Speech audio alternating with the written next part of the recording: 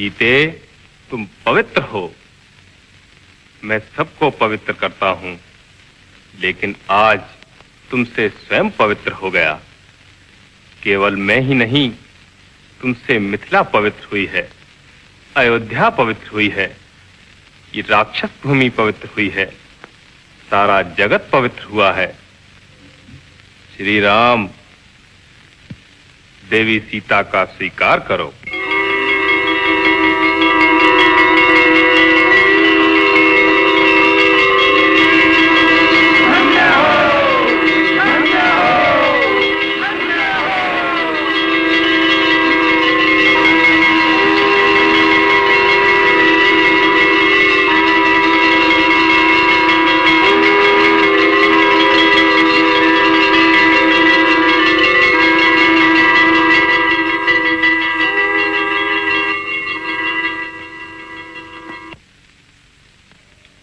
इस तरह अग्नि परीक्षा होने के बाद महाराज रामचंद्र ने सीता जी को स्वीकार किया। नहीं गुरुदेव, हम सीता देवी की पवित्रता पर शक नहीं करते, लेकिन वे महारानी हैं और महाराज ने उन्हें स्वीकार किया है। प्रजा भी ऐसा ही करने लगेगी, क्योंकि यथा राजा तथा प्रजा। ठीक है, शास्त्र में कहा है कि धर्ममपि लोक विकृष्टो न आचरेत। धर्म कार्य भी लोक विरुद्ध होकर राजा को नहीं करना चाहिए। मैं भी तो यही कहता हूं, सच बोलने का सबका अधिकार है। ये रामराज है। आप हर एक से पूछ सकते हैं कि वो पराये घर में रही हुई अपनी पत्नी को फिर घर में रख सकता है?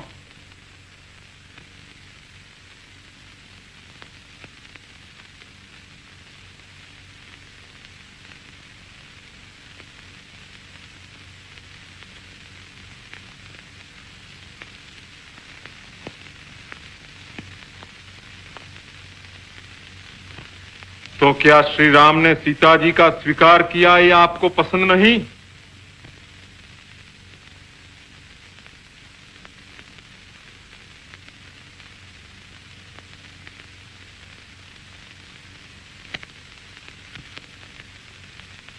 तो क्या महाराज ने ये भूल की है?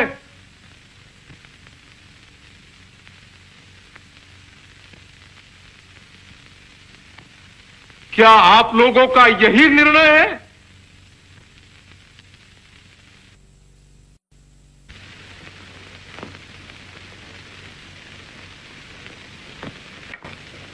लोकमत बड़ा चंचल होता है।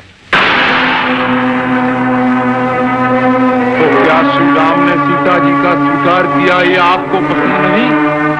तो क्या महाराज ने ये भूल की है? क्या आप लोगों का यही निर्णय है?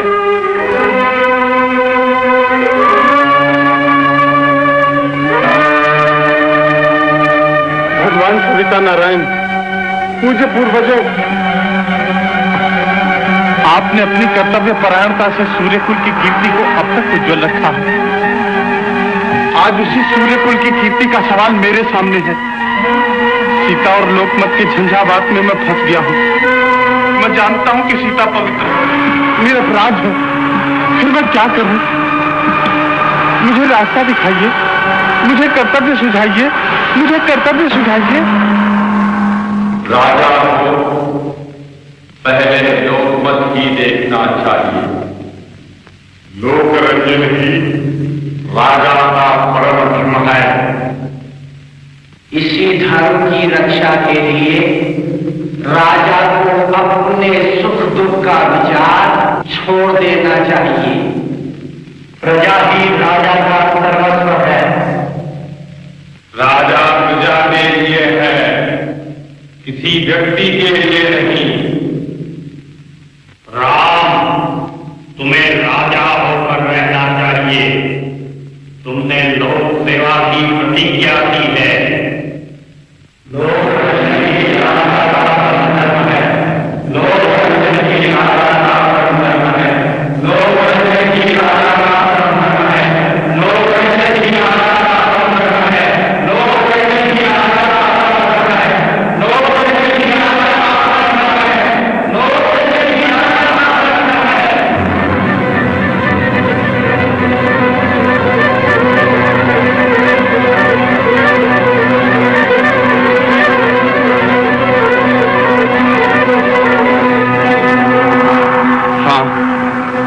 मैंने लोक सेवा की प्रतिज्ञा की है। जीवन पर्यंत प्रजा की सेवा, प्रजा के पालन और प्रजा के रंजन करने की प्रतिज्ञा की है। यही मेरा कर्तव्य है, यही मेरी प्रतिज्ञा है। अब मैं राम नहीं, राजा राम हूं। मुझे राजा होकर रहना चाहिए। राजा को कोई पत्नी नहीं, कोई भाई नहीं, कोई माता नहीं, कोई पिता नहीं। राजा को किसी भी व्यक्ति से प्रेम नहीं। प्रजा ही राजा का सर्वस्व है। मुझे राजा होकर रहना चाहिए, मुझे राजा होकर रहना चाहिए।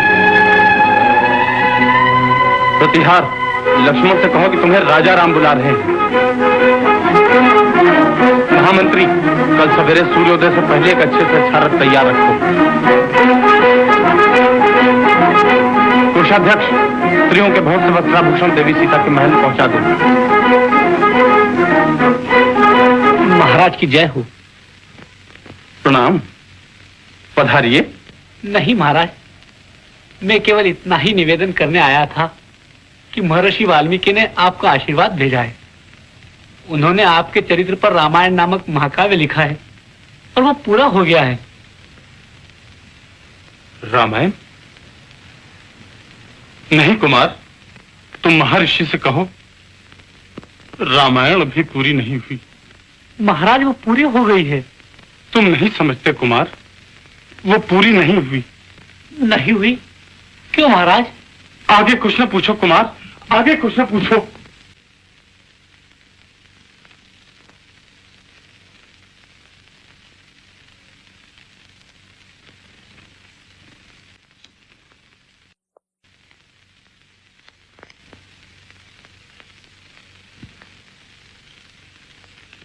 महाराज की जय हो।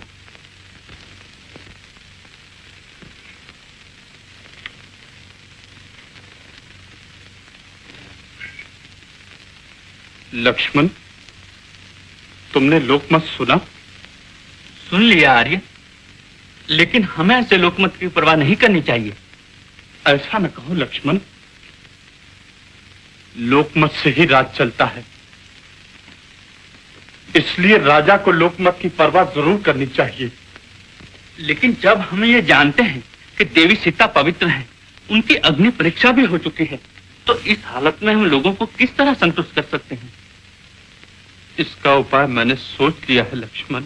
क्या?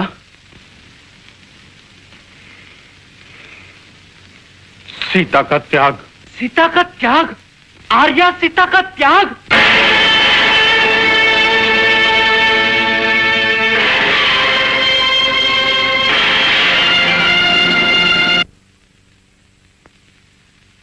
हाँ लक्ष्मण,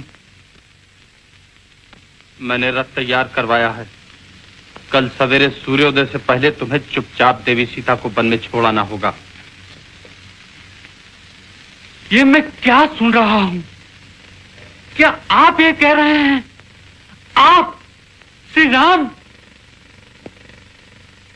सीता हरण के बाद जिनकी आंखों में आंसू नहीं थमते थे, जिन्होंने रो रो कर पंचवटी के पत्थरों तक को पिघला दिया था, वही राम अब सीता का त्याग करने के लिए कह रहे हैं। नहीं लक्ष्मण, उस राम का हृदय तो आज भी ये कहते हुए फटा जा रहा है। आज भी सीता के वियोग में उसे उतना ही दुख होगा जितना तब हुआ था। लेकिन ये सब तो राम के लिए है, राजा राम के लिए नहीं। राजा राम बड़ा निष्ठुर है। राम के हृदय की पुकार राजा राम के कानों तक नहीं पहुंच सकती लक्ष्मण, नहीं पहुंच सकती। तो क्या मैं ये समझ लूं कि राजा राम इतने निष्ठुर हैं कि वो देवी सीता को बिना अपराधी बन भेज रहे हैं?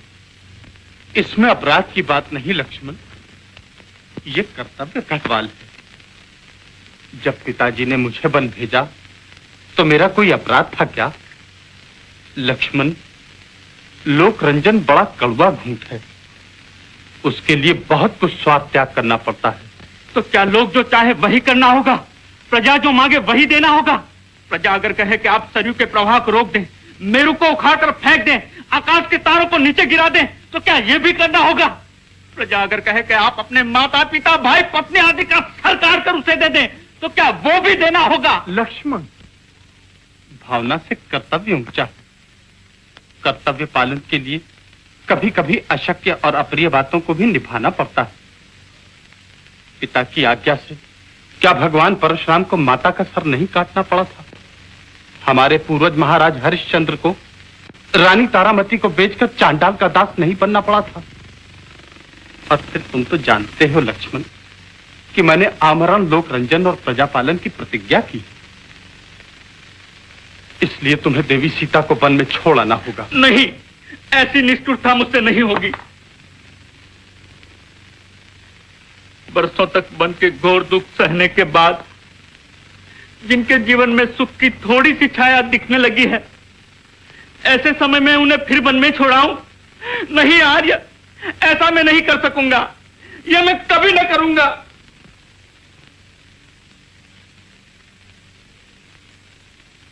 तुम्हें करना ही होगा लक्ष्मण। नहीं, कभी नहीं। लक्ष्मण, ये राजा की आज्ञा है। तुम्हें राजा की आज्ञा का पालन करना ही होगा। तुम्हें राजा की आज्ञा का पालन करना ही होगा। जाओ।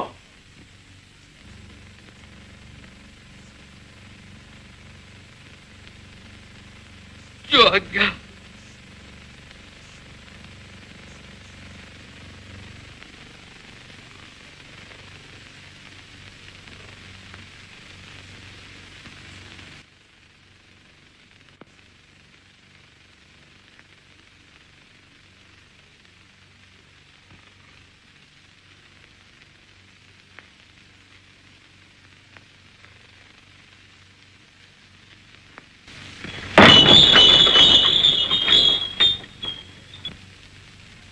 भैया, भैया लक्ष्मण, क्या बात है? कहाँ जा रहे हो इतनी जल्दी? राजा राम की आज्ञा का पालन करने।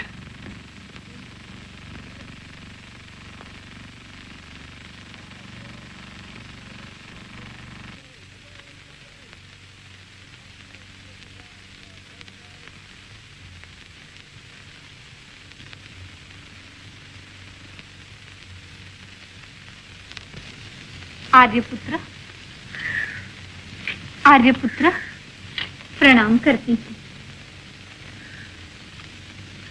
सीते, देवी। भैया लक्ष्मण को आपने क्या आज्ञा दी है? आज्ञा?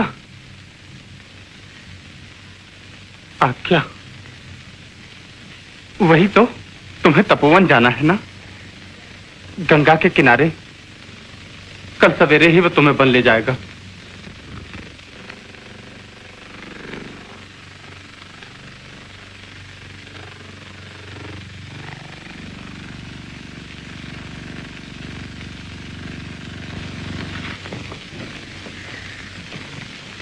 तो इसलिए वे दुखी हैं।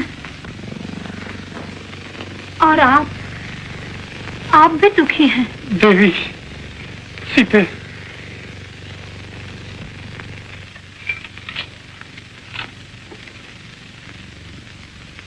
आज आपके स्पर्श में इतना कम। आप इस तरह मेरी तरफ। लेकिन मैं हमेशा के लिए थोड़ी ही जा रही हूँ। और अगर आपको दुख होता है तो मैं नहीं जाऊंगी। तुम्हें जाना ही चाहिए देवी। तो फिर आपके दुख का कारण?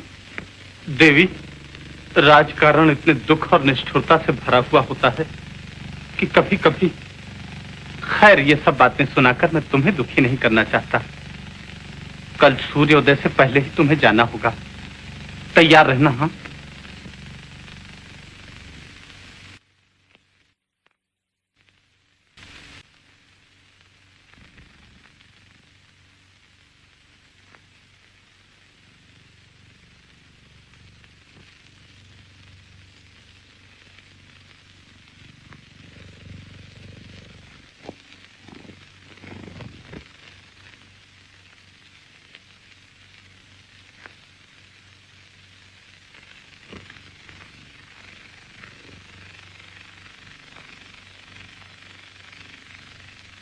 कितना दुख होता है स्त्री को जब उसका पति उसे घर से निकाल देता है।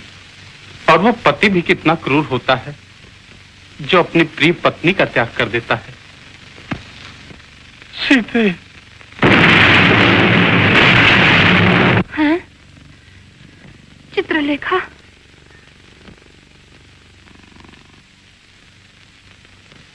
महारानी जी, महारानी जी, महारानी जी, महारानी जी। रात बहुत हो गई है महारानी जी, आप सो जाइए ना। न मालूम नींद मुझसे क्यों आंखें चुरा रही है।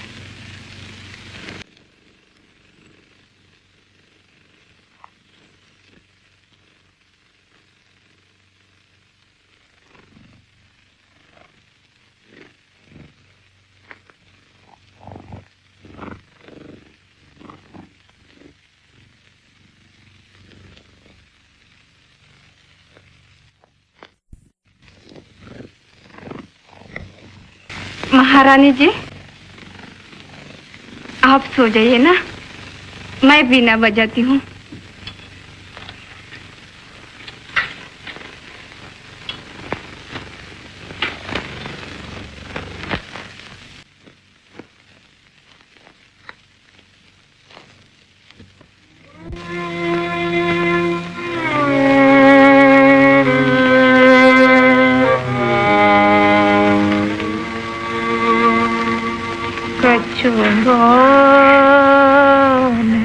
बोल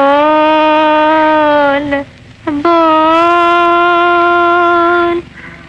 बिना मधुर मधुर कछु बोल, बिना मधुर मधुर कछु